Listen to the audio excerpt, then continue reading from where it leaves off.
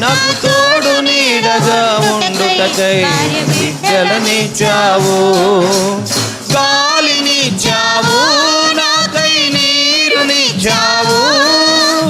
ఆత్మనిచ్చావు, నాకై ఆరోగ్యమిచ్చావు. గాలినిచ్చావు, నాకై నీరునిచ్చావు. ఆత్మనిచ్చావు, నాకై ఆరోగ్యమిచ్చావు.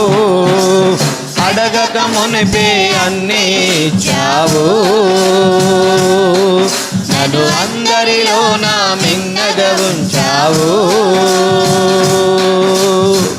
సృష్టికర్త యేసయ్యా, నీకు సాటి ఎవరయ్యా? సృష్టికర్త యేసయ్యా, నీకు సాటి ఎవరయ్యా? నీ రుణం నేనెట్లో తీర్చగలనయ్యా. నీ రుణం నేనెట్లో తీర్చగలనయ్యా. అడగక మునిపే అన్నీ ఇచ్చావు.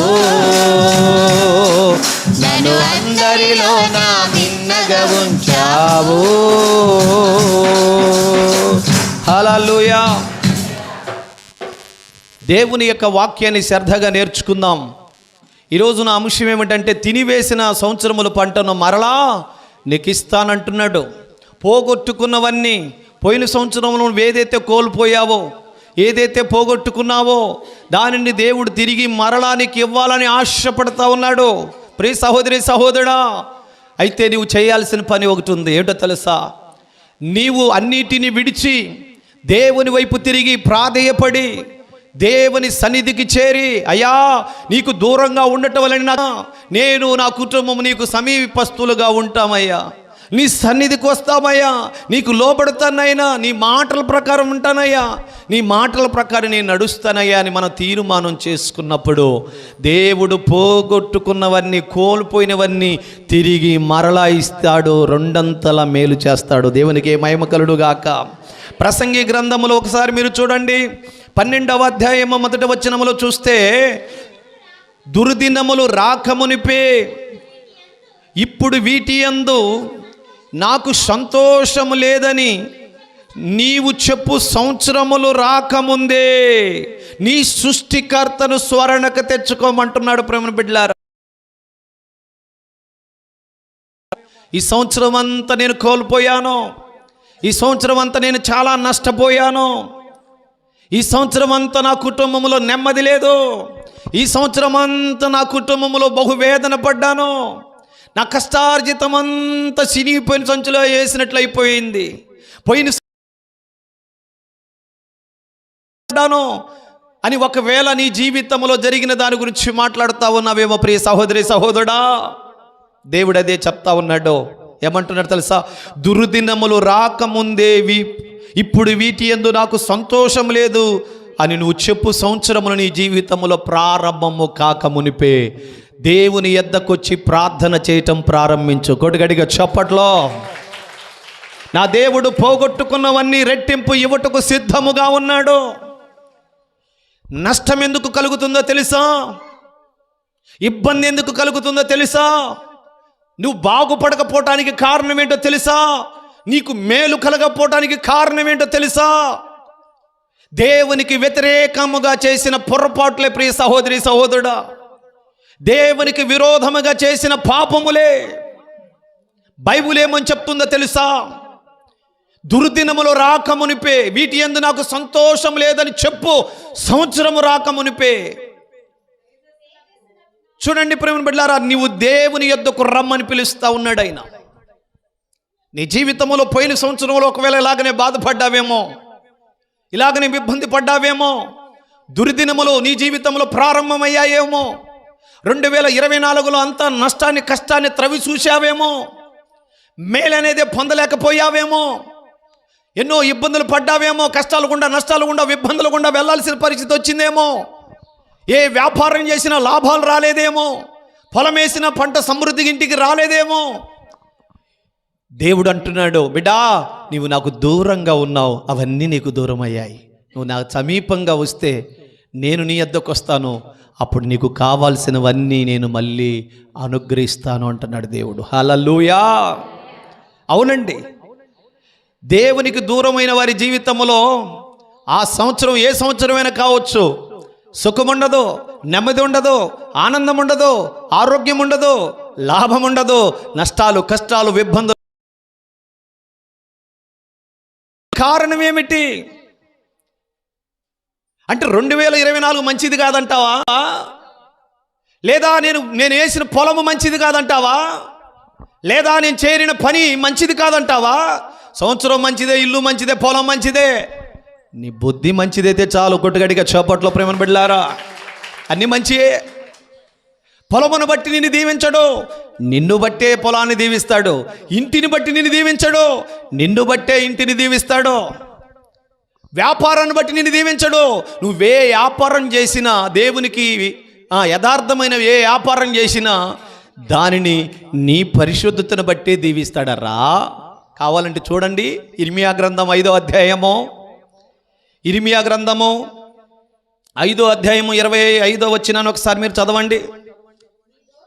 మీ దోషములు వాటి క్రమమును తప్పించెను, మీకు మేలుకు కలుగకుండుటకు మీ పాపములే కారణము. నీ జీవితంలో దుర్దినములు రావటానికి అవే కారణం. పోయిన సంవత్సరం అంతా నువ్వు నష్టాలు, కష్టాలు పాలవటానికి అదే కారణం. నువ్వు ఇబ్బందులు పడటానికి అదే కారణం. ఎదురింటి వారో పక్కింటి వారో కాదు, పొలమో నువ్వు ఇంటి చేరిన ఇల్లో కాదు. మన ప్రవర్తనే సరిగా లేదని దేవుడు లేఖనం ద్వారా తెలియజేస్తా ఉన్నాడు. ఒక్కసారి మీరు గమనించాలి. దేవుడు చెప్తా ఉన్నాడు, ఇదిగో వాటి క్రమములు తప్పించెను,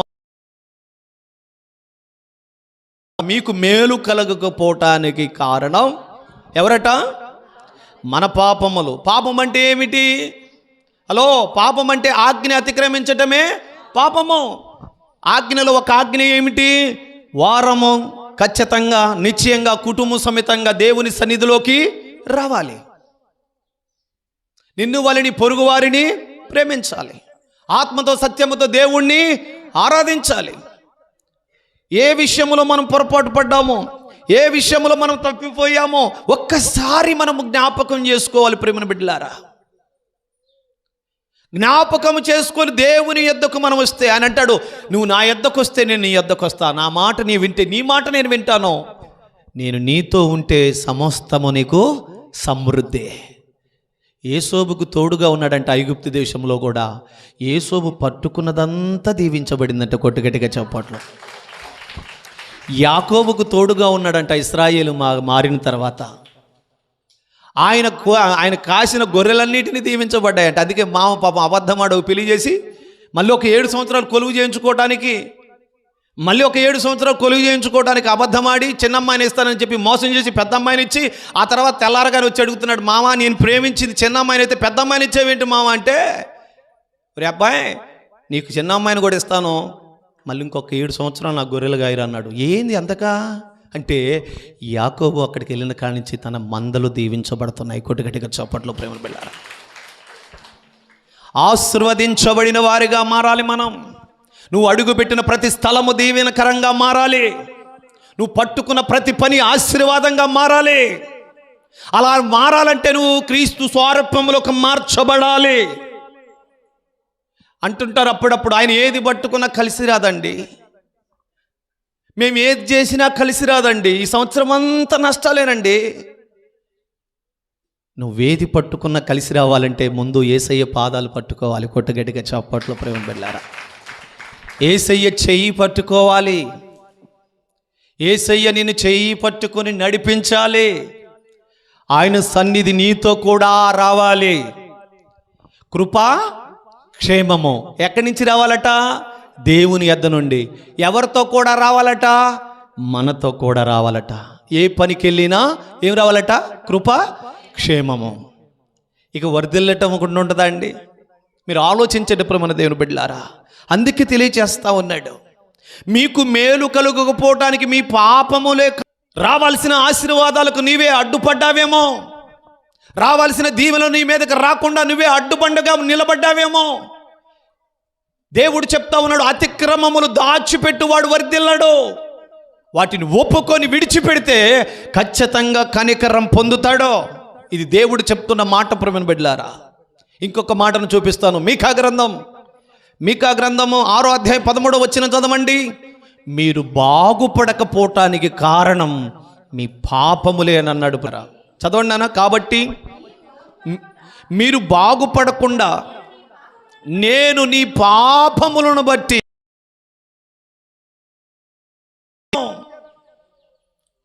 కాబట్టి నువ్వు విస్తారంగా విత్తుతావు కానీ కొంచెమే ఇంటికి వస్తుంది. నువ్వు భోజనం చేయాలనుకుంటావు కానీ భోజనం చేసిన ఆకలి తీరదు. నీళ్లు తాగుతావు కానీ దప్పి కారదు. కరువే నీ జీవితంలో. కారణం ఏమిటి అంటే, తండ్రిని విడిచిపెట్టిపోయిన తప్పిపోయిన కుమారుడు జీవితంలో మీరు అనుకుంటున్నారు ఆ దేశంలో కరువు రాలా, ఇతని జీవితంలో కరువు వచ్చింది. హల్లెలూయా గట్టిగా. అవునా? ఆ దేశంలో కరువు వచ్చిందా, ఇతనికి కరువు వచ్చిందా? ఒక్కసారి మీరు నాకు క్లారిటీ ఇవ్వాలి. హలో చెప్పండి. ఆ దేశంలో కరువు వచ్చిందా, ఇతని జీవితంలో కరువు వచ్చిందా? ఎక్కడొచ్చింది కరువు? ఇతని జీవితంలోనే కరువు వచ్చింది. అంటే ఇతనికి ఎక్కడికి వెళ్ళినా ఎవరు పని ఇవ్వలేదు. ఎక్కడికి వెళ్ళినా పిరకడ ఆహారము ఎవరు పెట్టలేదు అంటే ఉన్నట్టే కదా. అవునా కాదా? ఉన్నట్టేనా లేదా? ఆలోచించండి ప్రియమైన బిడ్డలారా. కరువు అంటే ఎలాంటిదయ్యా అంటే, ఏలియా కాలంలో కరువు వచ్చింది చూశారో, అది కరువు. ఈయన ఎప్పుడైతే స్నేహితుల మాట విని, లోకస్తుల మాట విని తండ్రి ఇంటిని విడిచిపెట్టి వెళ్ళాడో, తండ్రి ఎప్పుడైతే దూరం అయిపోయాడో, తండ్రి సన్నిధి ఎప్పుడైతే దూరం అయిపోయిందో, తండ్రి కృప ఎప్పుడైతే దూరం అయిపోయిందో, ఇక కష్టాలు ప్రారంభమయ్యాయి. తన జీవితంలో అతను అంటాడు, ఈ సంవత్సరము నా జీవితంలో మేలు అనేదే కలగలేదు అని అనొచ్చు. అలా మేలు కలగకపోవటానికి ఆ సంవత్సరం కారణం కాదు, ఆ ప్రాంతం కాదు, ఆ ప్రజలు కాదు, నువ్వు దేవుడు. హల్లెలూయా గట్టిగా. అందుకే మనుషుల దయ నీ మీదకు రాలేదు. ప్రియమైన బిడ్డలారా ఆలోచించండి. ఈ సంవత్సరమును నీ జీవితంలో గొప్ప కార్యాలు దేవుడు చేయాలి అంటే, దేవునికి వ్యతిరేకంగా ఉన్నవేంటో వాటిని విడిచిపెట్టి సరెండర్ అయిపోవాలి. నువ్వు పూర్తిగా లోబడిపోవాలి. అయ్యా, ఇప్పటి వరకు నాకు వ్యతిరేకంగా ఉన్న ఈ పాపమే నన్ను నా జీవితంలో ఆశీర్వాదం రాకుండా ఆపింది. నీకు వ్యతిరేకంగా ఉన్న ఈ సిగరెట్ బీడీయే నా జీవితంలో మేలు జరగకుండా ఆపింది. నీకు వ్యతిరేకంగా ఉన్న ఈ అబద్ధమే నా జీవితంలో ఆశీర్వాదం రాకుండా అడ్డుబండగా నిలబడింది. కాబట్టి ప్రభువా, వీటిని నేను విడిచిపెట్టేస్తానయ్యా అని ఒప్పుకొని విడిచిపెడితే దేవుడు మళ్ళీ వర్ధిల్లింపజేస్తాడు. కొట్టుగడిగా చప్పట్లో ప్రేమ వెళ్ళారా. చిన్నయేనండి మనకు ఆటంకాలు, చిన్నవే మనకు మేలు జరగకుండా అడ్డుపడతాయి. ప్రేమ బిడ్డలారా, మనం ఇది చిన్నయే కదా అనుకుంటాం. మీకు విషయం చెప్పనా, నీ ఇంట్లో ఎప్పుడు రక్షణ సునాదం మోగాల్సింది, సినిమా పాటలు వినపడుతున్నాయంటే ఆశీర్వాదానికి బదులు శాపం వచ్చినట్టే కదా అండి. బైబిల్లో ఒక మాట ఉంటుందండి, నీతిమంతుని ఇంటి మీదకి ఆశీర్వాదం వచ్చును, భక్తిహీనుల ఇంటి మీదకి ఏమొస్తుందంట? హలో, 2 ఆశీర్వాదం వచ్చునా? ఏమొస్తుందంట? శాపం వచ్చును. ఇంటి మీదకి అంటే ఇంట్లో ఉన్న వారి మీదకి, ఇంట్లో ఉన్న వారి మీదకంటే వారు చేస్తున్న పనుల మీదకి, చేస్తున్న పనుల మీద కంటే ఉద్యోగమా, వ్యాపారమా, వ్యవసాయమా, చేతి పనుల, గొర్రెల, మేకల, ఇంకేమిటి, ఏదైతే కలుగున్నావో నువ్వు, ఏ పనైతే, ఏ వృత్తి అయితే కలుగున్నావో, ఏదైతే చేస్తున్నావో జీవనోపాధి కొరకు, వాటిలో లాభము రాకుండా నష్టము కలుగుద్దని అర్థం. ఆలోచించండి ప్రియమైన దేవుని బిడ్డలారా. యథార్థంగా మనం బ్రతకాలని దేవుని వాక్యం చదివిస్తూ ఉంది. యథార్థవంతులు ఆయన దీవించకుండా దాటిపోడు. యథార్థవంతులు కానీ ఏ మేలు చేయక మానడు. బైబిల్ చెప్తుంది కదా, కీర్తన గ్రంథం 84:11 వచ్చింది చదవండి. కీర్తన గ్రంథము 84వ అధ్యాయం 11 వచ్చిన త్వరగా చదవాలి ప్రియమైన బిడ్డలారా. అమ్మా, దేవుడైన యెహోవా సూర్యుడును ఖేడమునై ఉన్నాడు. యెహోవా కృపయు ఘనతయు అనుగ్రహించను. యథార్థముగా ప్రవర్తించు వారికి ఆయన ఏ మేలు చెయ్యక మానడో. నేను చెప్పింది వాస్తవమా కాదా? నీకు మేలు కలగకపోవటానికి నీ పాపములే కారణం, నీ అవిధేయత. సమృద్ధి నీ ఇంట్లో లేకపోవటానికి కారణం అదే. విస్తారంగా విత్తిన కొంచెమే పండటానికి కారణం అదే. నువ్వు ఎంత గొప్ప వ్యాపారం చేసినా నష్టాలు రావడానికి కారణం అదే. నా ప్రియ సహోదరి సహోదరుడా, ఇప్పటికైనా మునిగిపోయింది ఏమి లేదు. ఈ సంవత్సరంలో కూడా ప్రారంభం కాక మునిపే, ఈ సంవత్సరం కూడా నేను నష్టాలే పొందుకున్నా అనే మాట నీ నోటి నిండా రాక మునిపే సృష్టికర్త అయిన దేవుని దగ్గర సరెండర్ అయిపో, లోబడు, దేవునికి భయపడు. ఏదైతే ఉందో దానిని విడిచిపెట్టు. నా దేవుడు ఉన్నతమైన శిఖరాలను ఎక్కిస్తాడు, ఎక్కలేనంత ఎత్తైన కొండ మీదకి నిన్నెక్కిస్తాడు. దేవునికి మహిమ కలుగునుగాక. ద్వితోపదేశ కాండంలో 28 అదే అంటాడు, నా మాట నీవు శ్రద్ధగా విని ఎడల భూమి మీద ఉన్న సమస్త జనముల కంటే నిన్ను హెచ్చిస్తాను. ఈ దీవెనలన్నీ నీ మీదకొచ్చి నీకు ప్రాప్తించును. పొలములో దీవించబడతావు, పంటలో దీవించబడతావు, నీ గొర్రెల మేకల మందలు దుక్కిడే వెద్దులు పిండి పిసుకు తొట్టి కూడా దీవించబడుతుంది. నువ్వు లోపలికి వచ్చినప్పుడు దీవించబడతావు, బయటికి వెళ్ళినప్పుడు కూడా దీవించబడతావు. అంటే ఇంట్లో నీ కుటుంబం అంతా దీవించబడుతుంది, బయట నువ్వు చేసే పని దీవించబడుతుంది. కొట్టుగడిగా చాపట్ల బ్రహ్మలాగా ఆలోచించండిరా. నువ్వు బాగుపడకపోవటానికి నీ ఎదురింటి వారు పక్కింటి వారు కాదు, యథార్థవంతులు కానీ ఏ మేలు చేయక మానడో. ఎక్కడ యథార్థత తప్పిపోయావు చూడు. ఏమి మహాభక్తుని అంటాడు, నా ప్రాణము పోయిన యథార్థత నేను విడిచిపెట్టను. యథార్థత అంటే ఏంటో తెలుసా? అవునంటే అవును, కాదంటే కాదు. దేవుని వాక్యానుసారంగా జీవించటమే యథార్థత. కపటము లేనిది యథార్థత, సత్యమైనది యథార్థత. అసత్యములో మనం ఉండకూడదు. లోపలకు ఒక మాట, బయటకు ఒక మాట మనలో ఉండకూడదు. ప్రేమ బిడ్డారా, అందుకని దేవుడు తెలియజేస్తా ఉన్నాడు. ఒక మంచి మాటను మీకు తెలియజేస్తాను ప్రేమ బిడ్డారా. మీకా ప్రవక్త ద్వారా అంటున్నాడు 6:13 ఏమంటున్నాడు? నువ్వు బాగుపడకపోవటానికి కారణం నీ పాపములే. అవునా కాదా ప్రేమ బిడ్డారా? బైబిల్ గ్రంథములో చూడండి, ఇస్సాకు ఎక్కడేశాడు పంట? ఏ దేశంలో? దేశం కాని దేశములో, ప్రాంతం కాని ప్రాంతంలో. ఇరుగు పొరుగు వారు ఎవరు తెలియదు, బంధువులు లేరక్కడ, స్నేహితులు లేరక్కడ, అన్నదమ్ములు లేరక్కడ. కానీ ఆ సంవత్సరం విత్తనం వేస్తే నువ్వు నష్టం వచ్చిందనే మాట లేదండి. ఈ సంవత్సరం నాకు విత్తనం వేస్తే 100 పంట వచ్చిందని సాక్ష్యం ఇచ్చాడు ఇస్సాకు. ప్రేమ బిడ్డారా, ఆలోచించండిరా. పోయిన సంవత్సరం ఒకవేళ అన్నిటిని కోల్పోయావేమో, ఈ సంవత్సరం అయినా దేవుడు నీకు నీ జీవితంలో నిండారుగా దీవించాలని ఆశపడతా ఉన్నాడు. మనం ఎప్పుడు తలలా ఉంచాలనుకుంటాడు, కానీ మన ప్రభు తోకలాగా మనల్ని ఉంచాలనుకుంటాడా? మీరు ఆలోచించండి. మన పిల్లలమే మనము. నేను కారం మెతుకులు తిన్నా, నా బిడ్డ కారులో తిరగాలని కోరుకుంటాం. నేను పూరి గుడిసెలో ఉన్నా, నా బిడ్డ అపార్ట్మెంట్లో ఉండాలనుకుంటాం. నేను సైకిల్ మీద తిరిగిన నా కుమారుడు ఫ్లైట్లో తిరగాలని కోరుకుంటామే. మనమే మన పిల్లలు ఇంత గొప్పవారుగా ఉండాలని కోరుకుంటున్నప్పుడు ఆ పరలోకపు తండ్రికి పిల్లలు మనం ఎంత గొప్పవారుగా ఉండాలని కోరుకుంటాడో ఒక్కసారి మీరు ఆలోచించండి. నేను చెప్తున్నాను ప్రేమ బిడ్డలారా, ఏ ఒక్కడు నష్టాలు గుండా, కష్టాలు గుండా, ఇబ్బందులు గుండా వెళ్ళాలనేది నా దేవుని ఉద్దేశము కానే కాదు. నువ్వెంత నీతిగా ఉంటే, నువ్వెంత పరిశుద్ధంగా ఉంటే, నువ్వెంత భయభక్తులతో కలిగి ఉంటే నిన్ను అంతకంతగా హెచ్చిస్తాడు నా దేవుడు. కొట్టుగడిగా చప్పట్లో అంతే, అందులో ఏ సందేహం లేదు. తరచుగా నేను మా నాన్నగారి సాక్ష్యం చెప్తూ ఉంటాను. మా నాన్నగారు, మా అమ్మగారు చర్చికి వెళ్ళినంత కాలం, మా నాన్నగారు తాగుతున్నంత కాలం, మా నాన్నగారు ప్యాకెట్ ఆడుస్తున్నంత కాలం మా కుటుంబం దీవించబడలేదు. ఎప్పుడు చూసినా చిరిగిపోయిన వస్త్రాలే, ఎప్పుడు చూసినా నూకలు కూడే, ఎప్పుడు చూసినా కారుతున్న ఇల్లే. మరి మా తల్లిగారు చర్చికి వెళ్తున్నారు, దశంభాగాలు ఇస్తున్నారుగా, ఇస్తున్నారు.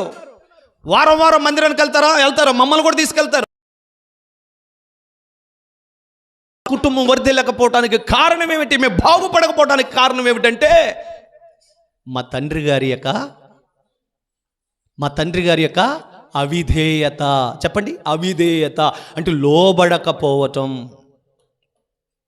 ఎప్పుడైతే మా తల్లిగారి ప్రార్థన ఆలకించి దేవుడు మా నాన్నగారిని మంచి మనిషిగా మార్చేసుకున్నాడో ఆ రోజు నుండి దీవించబడటం ప్రారంభమైంది. హల్లెలూయా. జీపు కొన్నాం, ట్రాక్టర్ కొన్నాం, ఆ తర్వాత స్థలాలు కొన్నాం. చర్చికి స్థలం అమ్మమ్మ ఇప్పించింది అనుకో, ఇంకా ఇల్లుకి ఆ 8 సెంట్లు 10 సెంట్లు కొనుక్కున్నాం, 4 ఇల్లు కట్టించుకున్నాం. అప్పుడు ఒక్కింట్లో కారిపోతున్న ఇంట్లో అల్లాడిపోయిన మేము ఎవరి ఇల్లు వారికి వచ్చేసిందండి. హల్లెలూయా. ఎవరైనా ఏరుపడ్డాక, పెళ్లి చేసుకున్నాక ఏరుపడ్డాక వాళ్ళే సొంత స్థలం కొనుక్కొని సొంత ఇల్లు కట్టుకోవాలి. అలాంటి పరిస్థితి మాకు తల్లిదండ్రులు ఇవ్వలేదు. కొట్టుగట్టిగా చప్పట్లో ప్రేమ బిళ్ళారా. మేము మ్యారేజ్ అయిన వెంటనే ఎవరింట్లో వాళ్ళు మా భార్య భర్తలను చక్కగా ఆ ఇంట్లో జీవించడానికి దేవుడు మాకు కృప చూపించాడు. ఇంతగా దీవించబడటానికి కారణం ఏమిటంటే ఇంటి యజమానుడు దేవునికి లోబడ్డాడు. నోవాహు నీతిని బట్టి ఆ కుటుంబం అంతా రక్షించబడింది. ఒక ఆయన అవిధేయతను బట్టి ఆ పడవలో ఉన్న వారందరికి ప్రమాదం వచ్చింది. కుటుంబంలో ఎవరో ఒకరు అవిధేయతను బట్టి నీకు మేలు, దీవెనలు, ఆశీర్వాదాలు రాకుండా ఆగిపోతున్నాయి.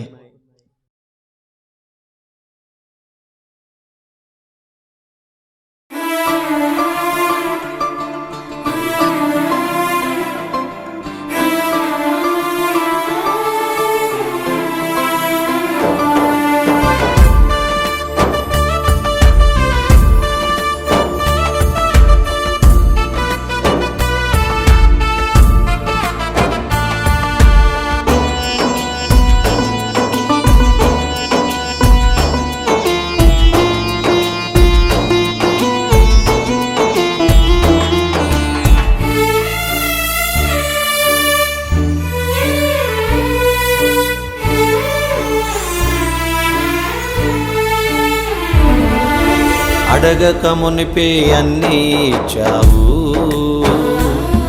నన్ను అందరిలోన మిన్నగా ఉంచావు.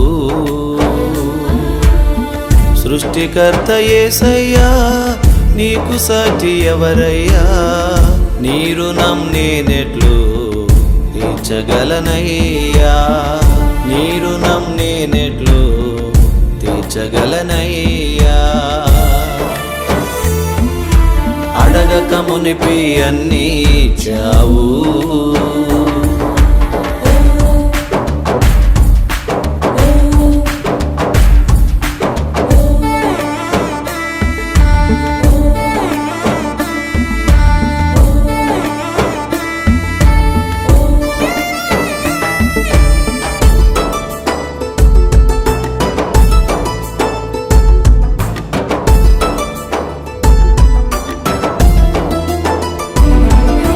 బాగుబోగు చూచుటకై తల్లిదండ్రులనిచ్చావు, నాకు తోడు నీడ ఉండుటకై భార్య బిడ్డలనిచ్చావు.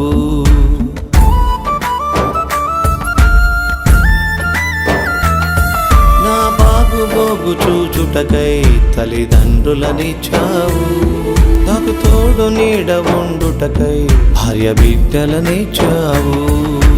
గాలినిచ్చావు, నాకై నీరునిచ్చావు.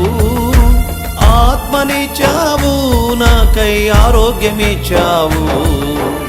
ఆత్మనిచ్చావు, నాకై ఆరోగ్యమిచ్చావు. అడగక మునిపే అన్నీ ఇచ్చావు, నన్ను అందరిలోన మిన్నగా ఉంచావు.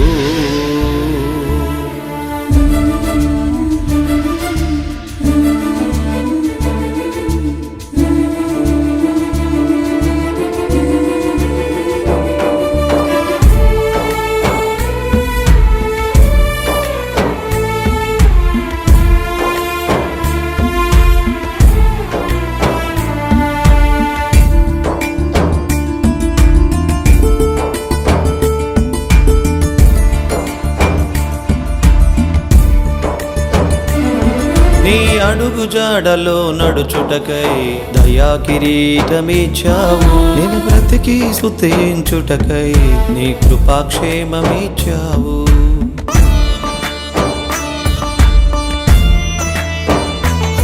నీ అడుగు జాడలో నడుచుటకై దయా కిరీటమిచ్చావు, నేను బ్రతికి స్తుతించుటకై నీ కృపాక్షేమమిచ్చావు.